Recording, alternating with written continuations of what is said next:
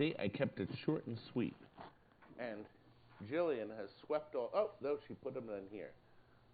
I have to remember what we have coming next. I can tell you what we have coming next. Well, Frank, did you enjoy doing everything that we've prepared today? It was fabulous, Todd. You do know, Frank, you're the beginning of the show. No, Todd, I'm the best part of the show. You're the end of the show. We were asked to prepare a show about things you should have in your toolbox, but we expanded on that. We decided things you need to have if you want to collect, sell, repair, which you have to do, or even open an arcade, essential things. And a lot of the things we have are cheap. It will cost you almost nothing. And you may probably have it laying around the house. Now, you will have to make some purchases. As a matter of fact, I have something in my pocket that's very large. It's just too easy. This is an amazing product, and I'll talk to you about that soon. Anyway, Frank, do we have any film to run? Todd, I think that was my line. It says right here, Frank says, do we have any film to run? And then the video starts. So let's start the video. Okay. Yes, we do have film, Frank. And you're part of the film. Can you show us the first thing you think is a these are really good tools, if you want to call them that I made to make things a little easier when fixing boards. This is just an old Pac-Man transformer with a plug for testing the older Williams soundboards. Right on the bench, you can power it right up. It has its own power supply on it, so all you need is a transformer. Now, this one here, what voltages is that? It's just 12. So this is 12 volts, and this plugs into the soundboard, yeah. The soundboard of any Williams game. Yeah, so stuff like well, System 3, I guess. System 3, 4. Yeah. But would that also plug into like Whirlwind, or is that too new? No. So this is really a 3 to 3 through 7 games. Yeah, even some of the video games too. I guess like Defender uses that similar soundboard. And what's really nice is you can get the transformers out of an old Pac-Man, and he's wired it off the 12 volts. Yep. It's a center tap, so you have 12, 0, 12. So then the only other thing you'd have to do to work on the soundboard is... If you're going to use the ROMs that are in it, you want to use a speaker. Okay. And a volume control, which is an old volume control that I salvaged out of a game. So I use these. If you're using Leon's test ROM, you don't want to use a volume control. There's actually a little jumper that just jumps. Oh, okay. The 2 wires there. Good. So we're doing a lot of System 11 board repairs. I have this, but now I don't have any displays I keep hooked up on the bench, but what I use is for going in the sound test if I want to test sound. So you need your speaker, your volume control, and then my System 11 pigtail that I made that just plugs into one of these old 9-pin power supplies. And these are just extra wires left over from the Twisted Quarter gem harnesses that I use in the multi-kit. They're the best harnesses in the world. And this plug is the 9-pin standard Molex plug you can buy. Yeah, and I actually just salvage them off the harness because I don't always use all the plugs. But I mark it for System 11. This is a System 6. Now I did have a separate harness that I think somebody might have chopped up for powering the driver board too, on its own power supply. This is one where I was fixing the display problem in one 6803 game. I forget. Remember the game? Oh, the display was bad. So that's a plug I made for that. This is for Data East. The 6803, you mean the it was Valley? Yeah. It was the game that had the sound. The board was locking up. It was actually the display that was bad. I tested everything on the bench and it was fine. I couldn't figure out what it was. And then when I started unplugging the displays, it started working. Frank, I also noticed, since we're on the same subject, you have everything carefully laid out. Well, I did. Capacitors are laid out, the common ones. See, you all recognize these pins. These are the big pins. There's only 2 sizes. 3. There's 3 now. We have the 093.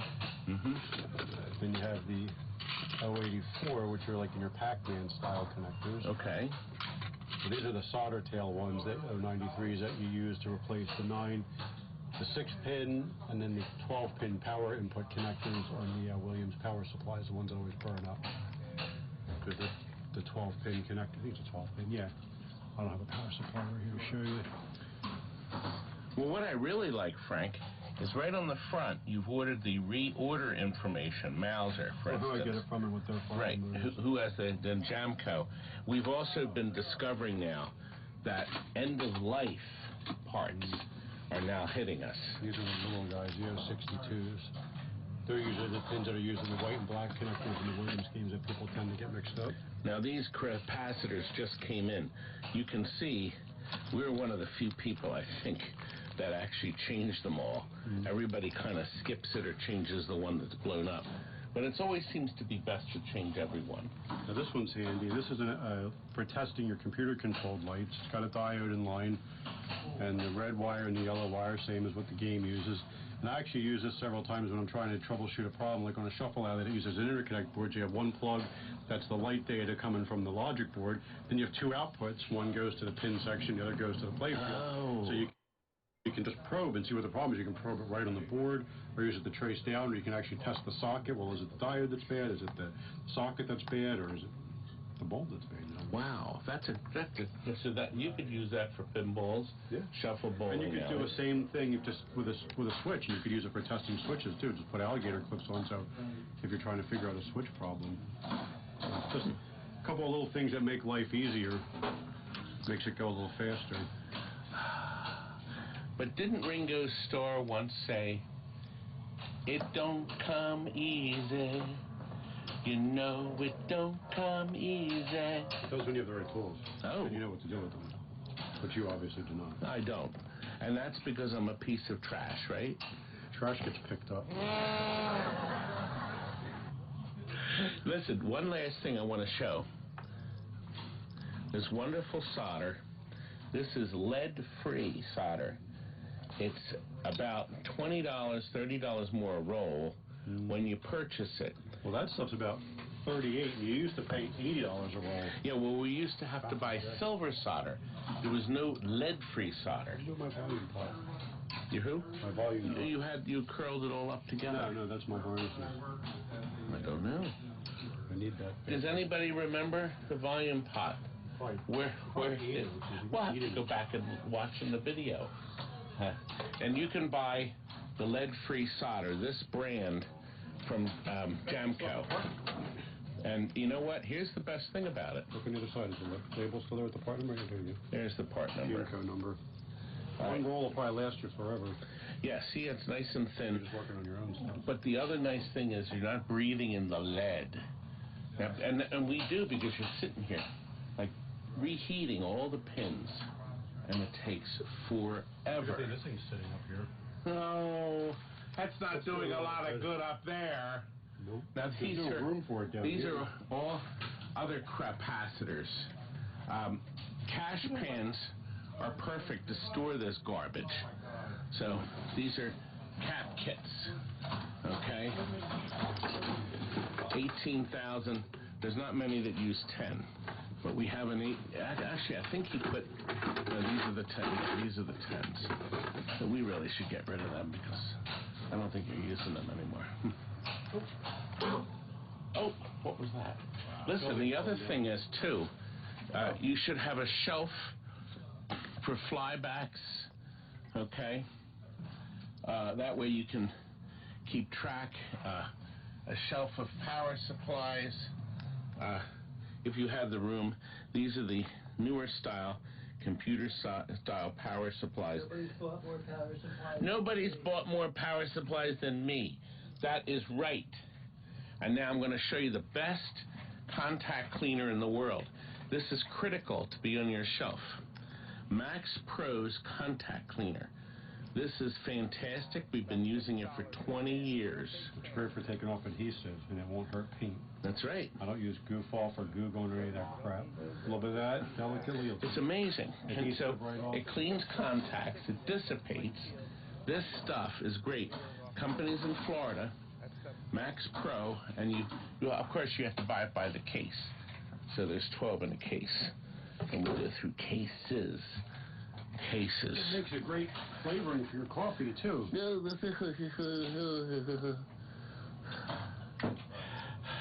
We're going to go back to the show. Back to you, Todd. Back to you, Todd. God, he hates me. And he does. Don't you, Frank?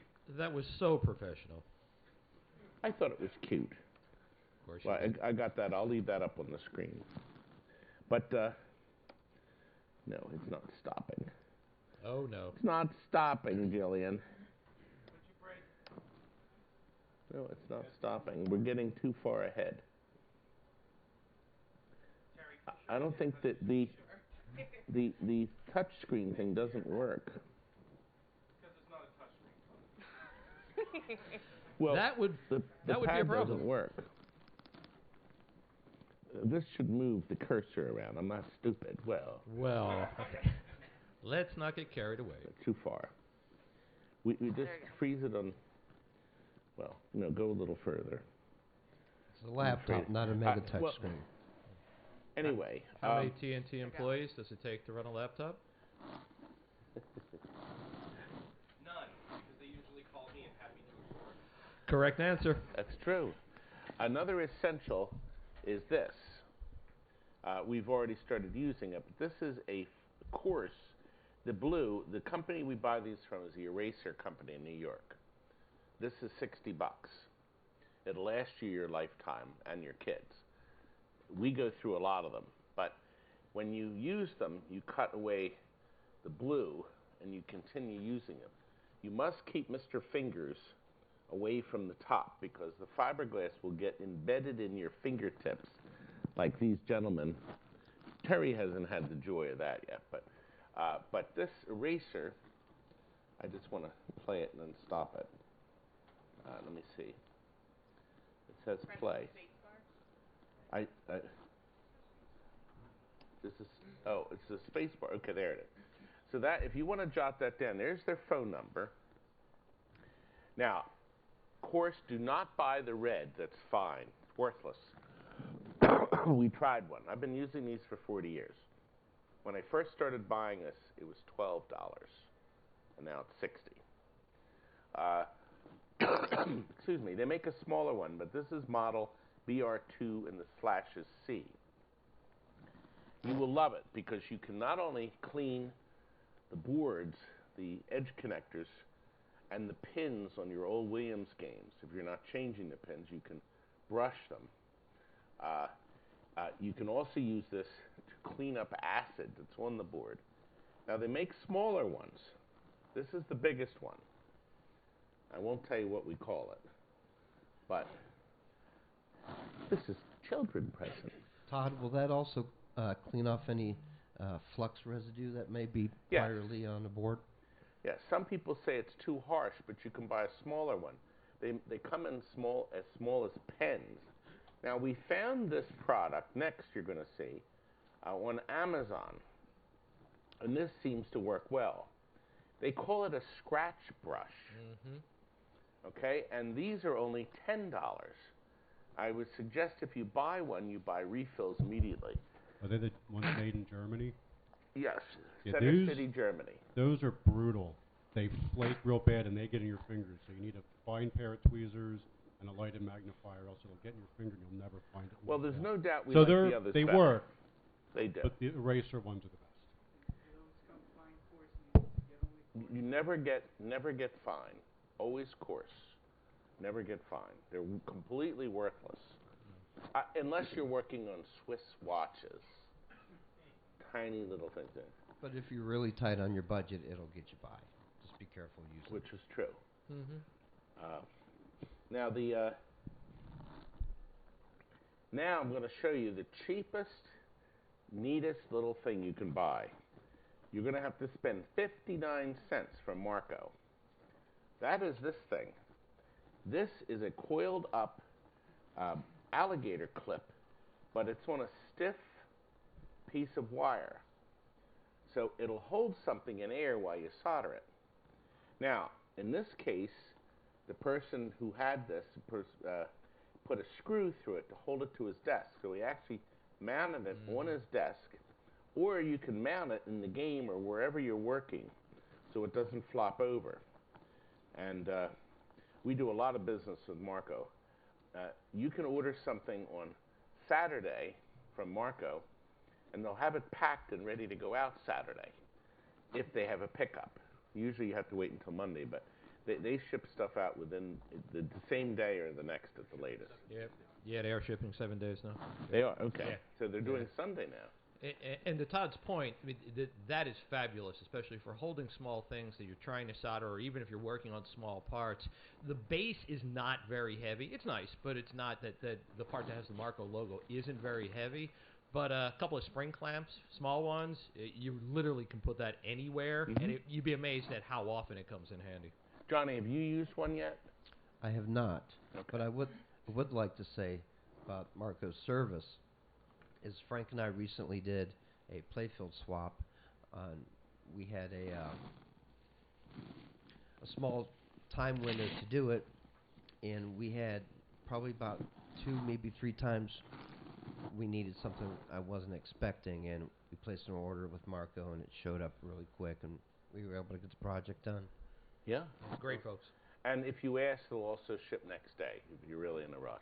So we don't seem to. So it's always good to. And there's a lot of great companies here that are displaying things you can add to your game, toys and other things, which is a good thing. I think it is, right, Frank? Another thing we wanted to explore with Frank. Frank started doing this.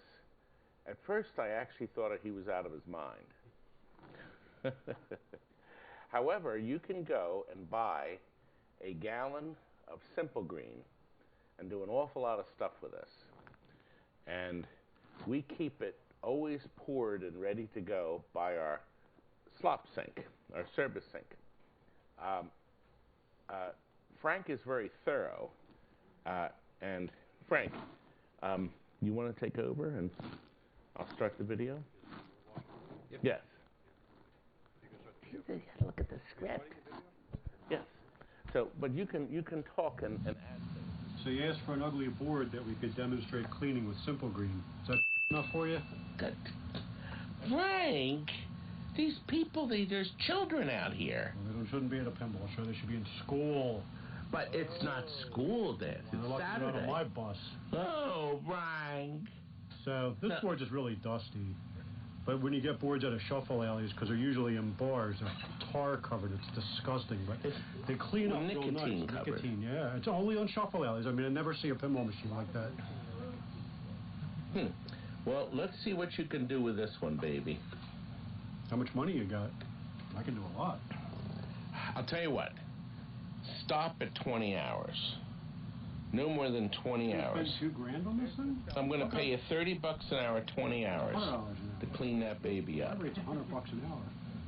Simple Green Industrial Cleaner. Oh, Frank. And I take it's inside that little bottle with a paintbrush. Yep. Get your water coming up nice and hot. Straight on there.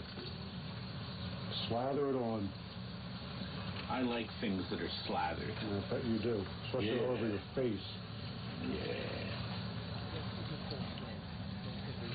Disgusting. So disgusting. It is? Look at all that. No, you. Oh. You're disgusting. Almost as disgusting as this power supply. This power supply's operating room clean compared to you. Now, can we plug it right in? Yeah.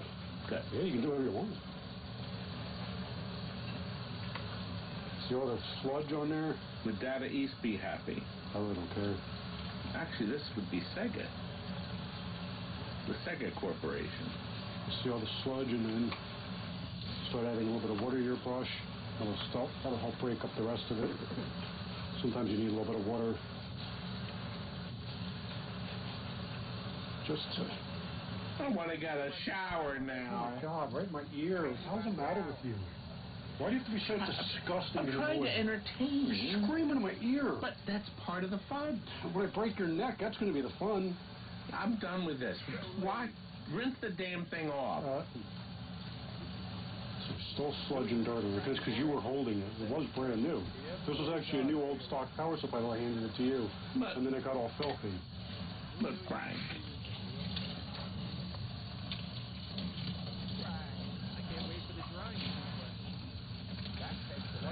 This was just dusty.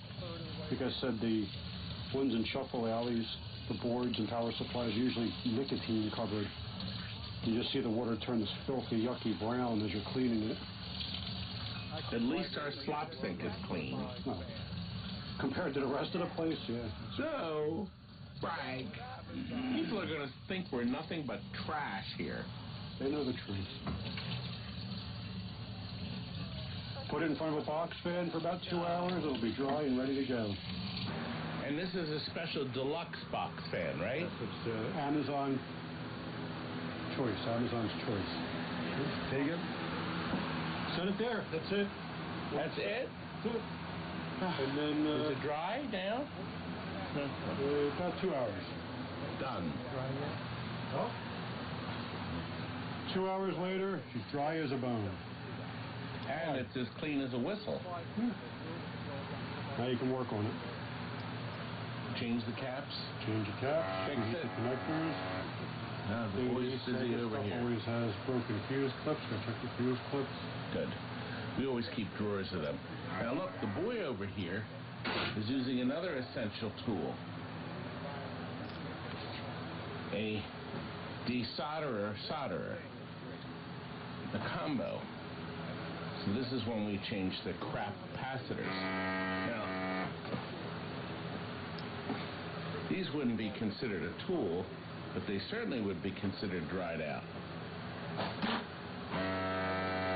They're safe there now in the trash can, aren't they, Frank? I'm surprised you're not pulling them out to save them or use them. No, I'm going to sell them to a competitor. You're so mean. I am.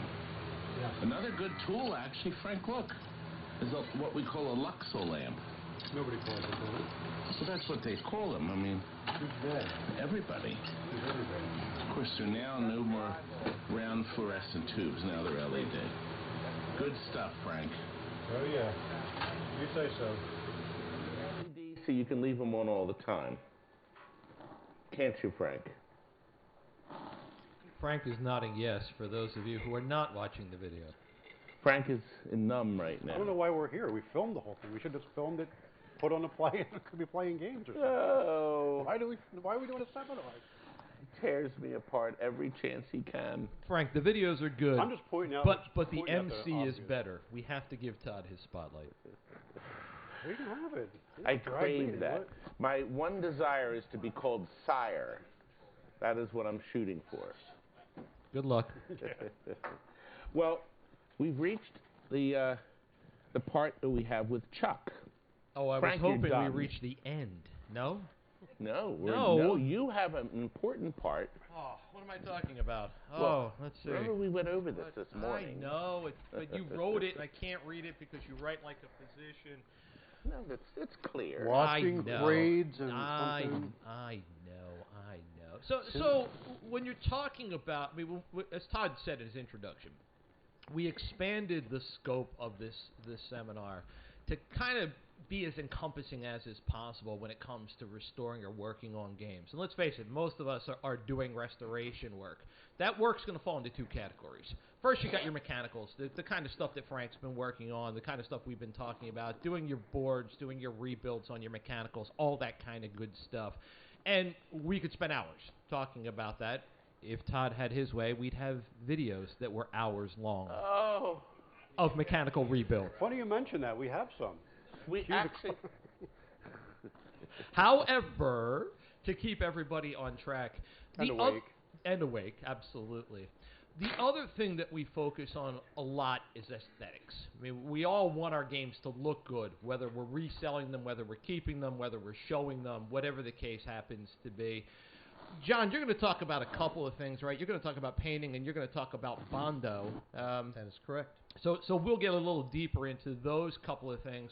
But I thought today, to keep the seminar kind of light, kind of, airy, if you will, we talk about two smaller things that sometimes get overlooked, especially when we have edges that maybe aren't completely perfect, T-molding is your best friend. We all know, we've all probably used T-molding, we've all certainly seen it, but we thought it would be helpful to kind of put a few tips together, kind of show you, especially doing some corners and some rounding, how to mount T-molding. Some of you know this, some of you don't, but in the immortal words of Todd Tuckey, I think we have a video for this. So, Scott, why don't you tell us about T-molding? Well, you know, Scott is also going to go right into the second part. I know, but I'm going to interrupt you. Okay. Then we will start right away. Yes, Chuck, we got tons of T-molding. From T-molding.com, we order hundreds and hundreds of rolls. At $250 a roll because that's the price break. Yeah, 250 foot a roll. And that's true, but you can buy a lot less, but you always go with a full roll. Then right up here, these are pieces of T-molding that wasn't quite used, and we have more pieces here. Do you still keep it on the big wheels, too? No. Okay. Sometimes we do, but we get so many games back here that we block them in, and we can't get to them. Okay. And what about Chuck's game? We're going to go with purple for Chuck's. Ah, let's go and look. All right, so we're going to put your purple in. We hammer it in. It's like a purple blue. Now, are you cutting? Yes, but when we get to a curve, to make it flush, we take a razor blade and we cut into it. And that gives you more play. So it sits flat. Yeah, so when you get into the curves, it looks more uniform. Now, Brother Rob, do you think this is a job you could do? Done it many times. I really suck at it, but I've done it. Well, you know what? Sometimes you have to put hot glue to hold it in. Especially when you... Some of the older games, the wood breaks down in the cracks, so you got to put hot glue in there. Good. Now, what other thing does Chuck like to use? And Gojo. Ha-ha! This is Gojo. Gojo. Let's look and see. All right, so we go with the original formula, the old formula. Do not get the kind with the pumice in it, or you'll scratch your game up. That's right.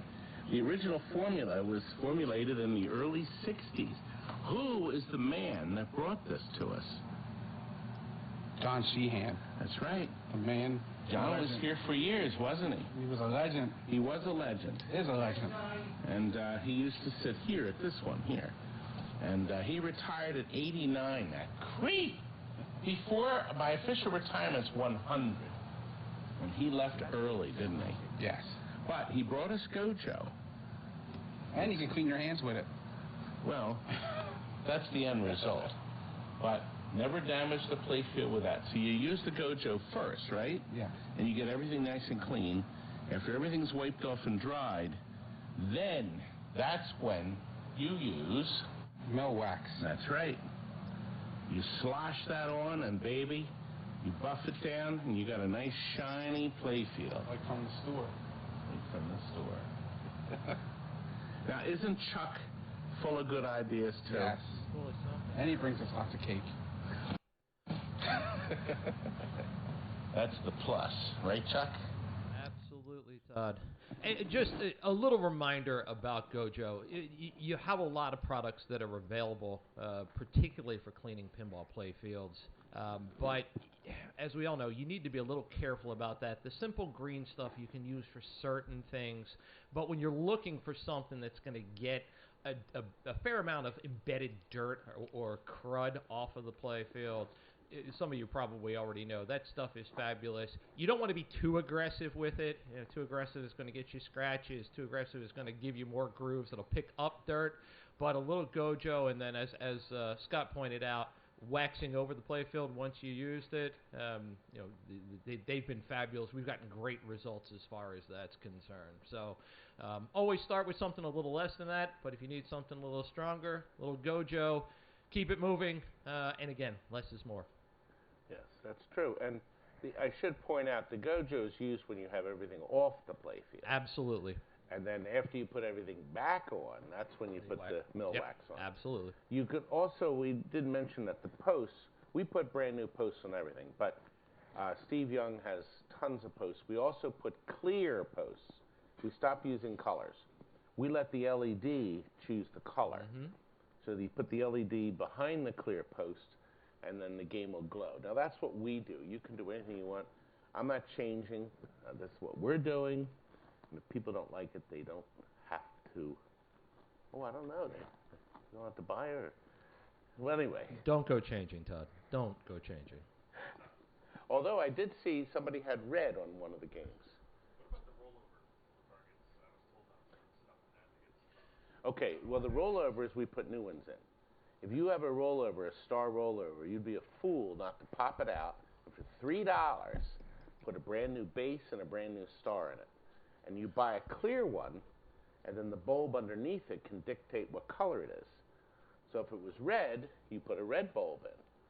But then you put a color changer in or a fire or anything you want to dictate that light. And they look beautiful when they're brand new, shiny, clear, and you just pop them in. It takes 2 seconds to change that. We buy Todd, so many. Let's assume you don't want to pop out your rollovers. Should you be using Gojo on your playfield with your rollovers in? I guess as long as you clean it up, but... Well, the problem with that is I've seen a lot of people posting that they put their posts and their star rollers in an ultrasonic cleaner. Yep. It's great, but 90% of the time they're dry rotting, they're cracking and breaking. Exactly. Why go through all that work? Right. $3. Yeah. Why? It doesn't make any sense. Just put new Get ones them while Steve Young's still making them. By the way, Steve Young supplies most of these other places. So people, Marco buys a ton of stuff from Steve Young. So he's the guy making the stuff. He's still willing to do it. But Steve Young's one of those guys that likes to work 7 days a week, 24 hours a day. And he's a great resource. His idea of a vacation is to do inventory. My gosh. So, I have a code I can call him if he wants to pick up. But he's always there. He loves pinball so much. He really does. He just loves it. And without him, we'd really be in trouble because he puts stuff back in production. I mentioned it at a show long ago. Nightmare on Elm Street has the rubber faces that are in front of the 4 targets. They dry rot. You all know that. You've seen it. Well, Steve Young says, I don't know, it's $3,500 to make them because he has to make the mold and he has to make so many. So he had to spend $3,500 to make the one part so he could offer to sell it for, I don't know, it's $25 or something. Like that, yeah. So he has to sell an awful lot to make back $3,500. But he decided there was enough demand. You don't need them in front there. You could just leave the targets. But gosh, with those little rubber molds, they look great. Yeah, they're very cool. And that was one decision, one part out of boatloads of parts he remakes. So it's really nice. It worked out well. You know what else is a good decision, Todd? To repaint and Bondo your game. Yes. Do you know a lot about that, Johnny? How was that for a segue? I do, actually. My background, when I was much younger, I was big into car restoration. So it's not much different. You'd be surprised. Bondo can really be your friend.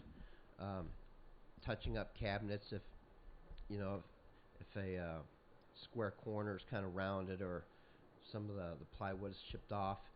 It's much easier to use than wood filler, more durable. It's very simple. The easiest thing you want to do is just get your Bondo to hardener just right for you.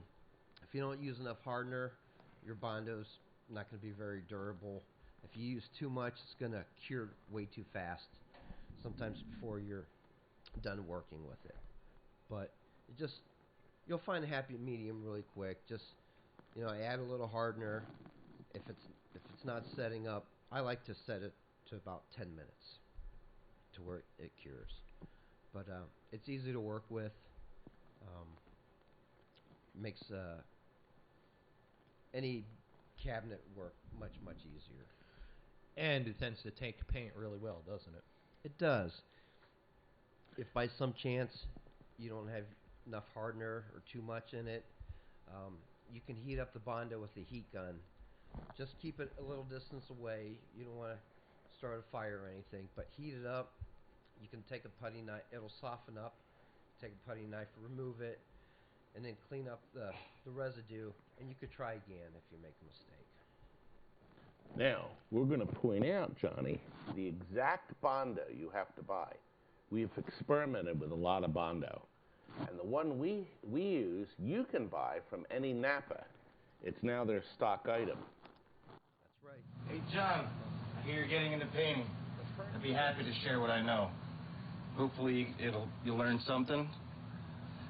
First, you gotta have some good paintbrushes. We got every size. Gotta have a lot of different paintbrushes. And then this stuff you can buy on Amazon. It is a lifesaver. This is the tool right here. So it's 60 pieces, and there's colors on this one. Yes. So you got every color you could think of. That helps you to match. And these are the little containers that you learn how to mix. These are just greens. Forgive the dirt. The dirt's a good thing. Yeah, this place is a little dusty. A little, just a little.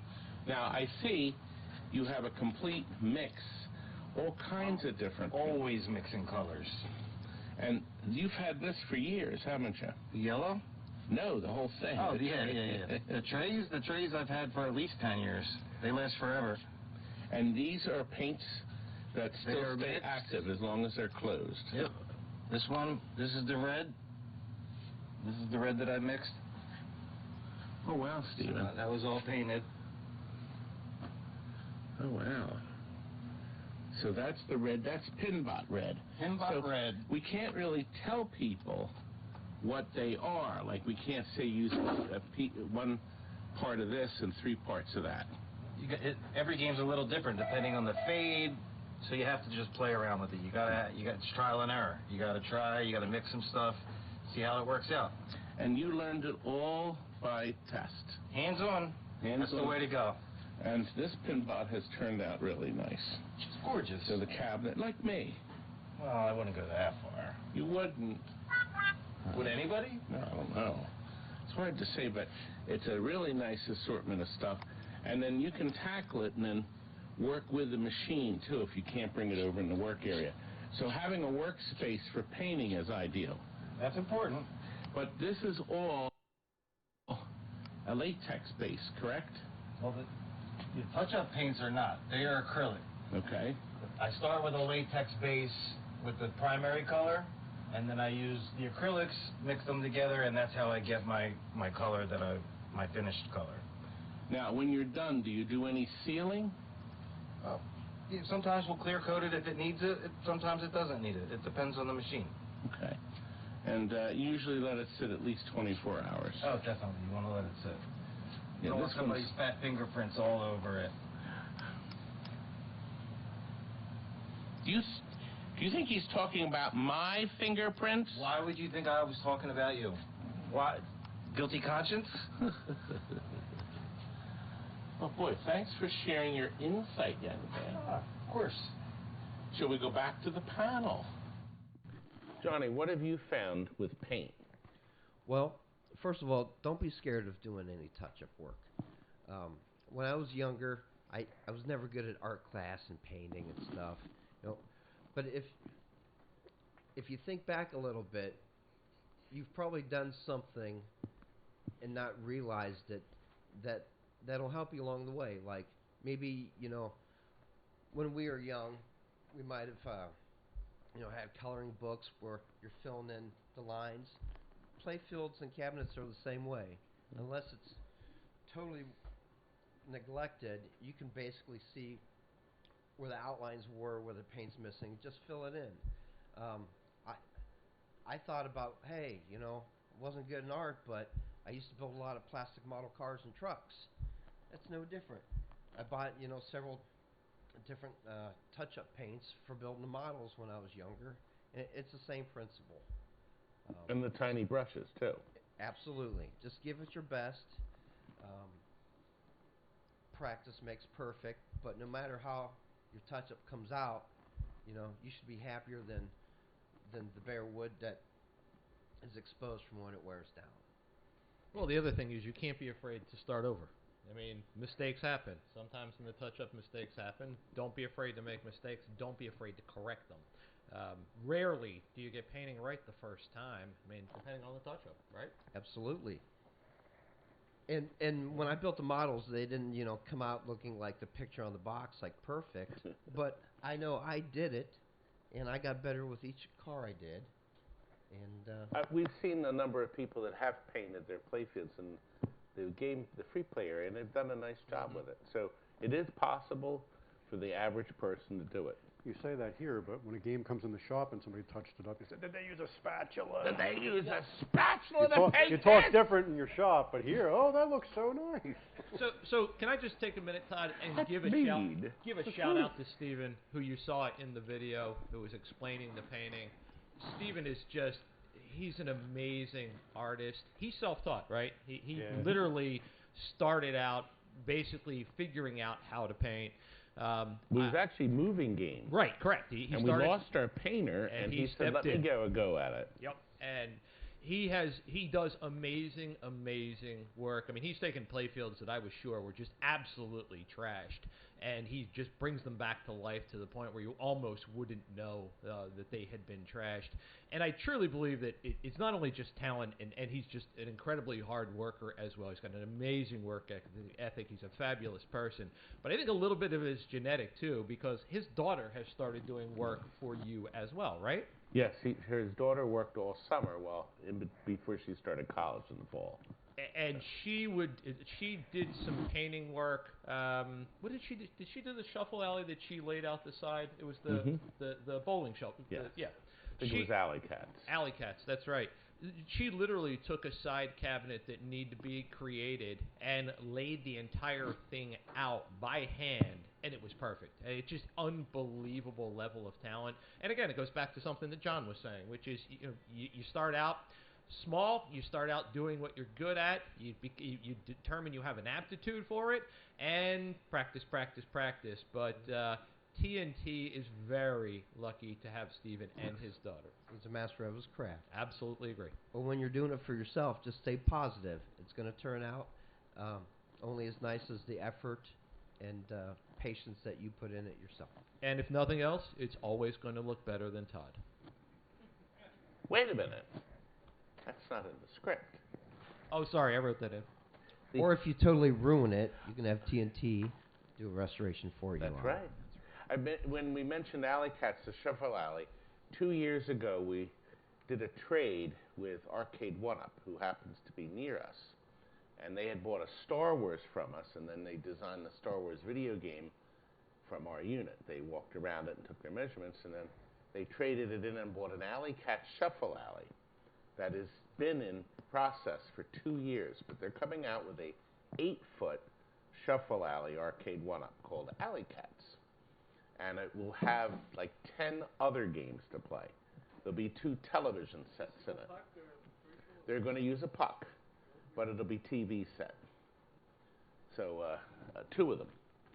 And I'm going to guess they're having some issues, logical issues. But it was 2 years ago, August is when we did the trade. We delivered the Alley Cats that Stephen had painted. But they're using it as a mold, and I guess maybe they'll trade that back in, or one of the owners will take it home. But interesting. Now we're going to share the Bondo footage. Oops. He led me into it early. Who got this out of order? No. It's in order. John, do we need a little more information on Bondo? Well, I think I covered it pretty well already. But painting and Bondo goes hand in hand. But don't do your touch-up work and then decide to put Bondo over top of it. That's what I was trying to get to. It's running. Never, ever know. So this is what we like to use here. This is from Napa. Dries in a few minutes. You can sand it immediately after it's dry, and then you can paint it. Now, you may have equal luck with others. We've had other brands over the years. Yes, but I think this is my favorite. So this is the kind you get, and of course you get the can, and then you get the hardener mix. Yep. And how quickly does this harden? So it depends on how much hardener you put in it. If I was at a rush job, which sometimes we are around here, you put a little bit of extra hardener in it, and then it will harden even faster. You sand it down, and you're good to go. And how quickly do you sand it? Right away. Right away. Right away. Don't let it sit, baby, or you won't be sanding it, It because gets it'll rock be hard. rock hard. If you ever do get into a situation where it gets rock hard, if you heat it up a little bit with the torch, it softens it a little bit to make it pliable. Good. Good stuff. Yes, of course, if you heat it up too much, the game will catch on fire. Yes, you know what I mean. You gotta be smart about this. Come on now. You can do that, though. I think I got faith in you. Thanks, Stephen. Of course. Now we enter into keeping accountability of your supplies and things. And that's where Terry has come in. Very handy. And I also hired Michelle. So Terry and Michelle now work on categorizing all of our items. Go ahead, Terry. I'm typically behind the computer at TNT, so I list different items on eBay, as well as our new website for the best offer sale, thanks to Jillian, sale.tntamusements.com. But, yeah. Yeah. Always have a plug. Well, Jillian's auction site is available to lease now. It So is. You can, and we've been the the guinea pigs, but we've ironed out almost everything. Yeah. Pretty much everything. Yeah, we've done it since March of 2020. Yeah. So we transitioned from Facebook back onto this new website. So. Which goes on YouTube instead of Facebook. Facebook is the home of freezing and pausing and jumps and. Right. Yeah. I'm thinking about how much I'm going to have to charge you guys to put on the seminar in the future. All these commercials. Say. I love it. But yeah, so we post buy it now items on there, as well as eBay. So that's how we inventory all the different items in the back of the shop, and then go from there. So yeah. And Terry, see, I didn't get the camera swung up fast enough. Terry mentioned we're up to number 75. We're about to do 76 best offer sales. This is an opportunity for all of you to also sell your stuff to finance your hobby. See, remember, to buy the game you have, you should get rid of stuff you're never going to use again. You may have stuff on your shelf that you may think nobody really wants. And yes, parts playfields are really good to have, but there's certain parts people are looking for and that you may probably never use. And if you do need it in 6 years, just find it someplace else. Get it out of your place and get the money in the bank so you can put it toward other parts or games that you're trying to buy. Now, Terry started, I'm going to show you this, just a 1-minute video, but Terry started with me at 14 years old. We wanted to come up with an idea to show people how easy it is to put together a pinball machine. So I chopped the 6-minute video down to 1 minute, Jillian, just for you. You're welcome. I told him to. And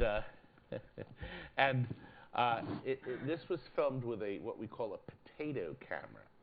This is video number 50. This is part of video 50. Go ahead. Oh, but that's not the right one. No, that's not a potato. The right one. That's Looks not like good. A potato to me. Wait a minute. Still looks like a potato. Oh. It wouldn't Keep be going. a TNT seminar without technical difficulties. Any of you who have watched the best offer sales know this is the way it always goes. Oh, well, guess what? It's not, the clip's not there. It's probably for the best. It's very cringe.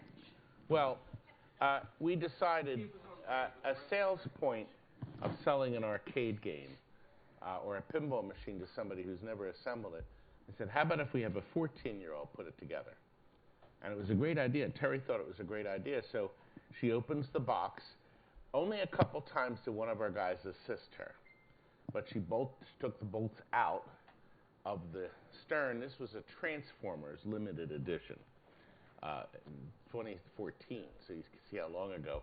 And Stern puts those. Always trying it on the LE first. Always try it on that. Hey, fine idea. We had a lot of LEs that we had to dump. So, and guess what? It was $6,000. We had a closeout on LEs, 6,000. God, that was cheap. Well, to be fair, postage stamps used to be 25 cents as well. Yeah, but my God. But we, but anyway, Terry put the whole thing together. The only thing we had a couple guys help lift up the back end of the game to put the back legs on. But she cleaned the balls, she put them in the game, she tried it, she pulled everything out, and she followed the directions. Actually, we had a joke about where she picks it. You know, Stern puts this big sheet of directions. She picked the thing off, it says directions. Ha! And she throws it on the floor and stops on them. So, but then I learned from the best. Only the best. So it's nice to have Terry assisting. So I get to see her a lot too. So she comes in a lot. And I'm sure she loves that. And she does. She does love it. And what I'm going to do is try to advance this because, oh, well, you know what? We can open up for questions. Jillian, do we have to be out at 12 or can we go over? Can you go over? I know you're capable. Do I want you to go over? Not necessarily. But I'll leave it up to the audience. Well, what we'll do, the only other film I have prepared is the 8-minute Skill Shot Baby. But I thought first we could do questions while we have our whole panel present. Does anybody have anything they want to add or questions? Nobody, not one question. Ah! Derek has a question. You winning another 20 awards? I better. I want 3. That's all. That's all I asked for, 3. So I will just point out that if there are no more questions or comments, the Skill Shot Baby runs for 8 minutes and it's 11:52, which would keep us perfectly on time. So I suggest, director, why don't you roll the film? Well, I'm going to run the end credits first, which are very short. I'm trying. Good night. That was also from this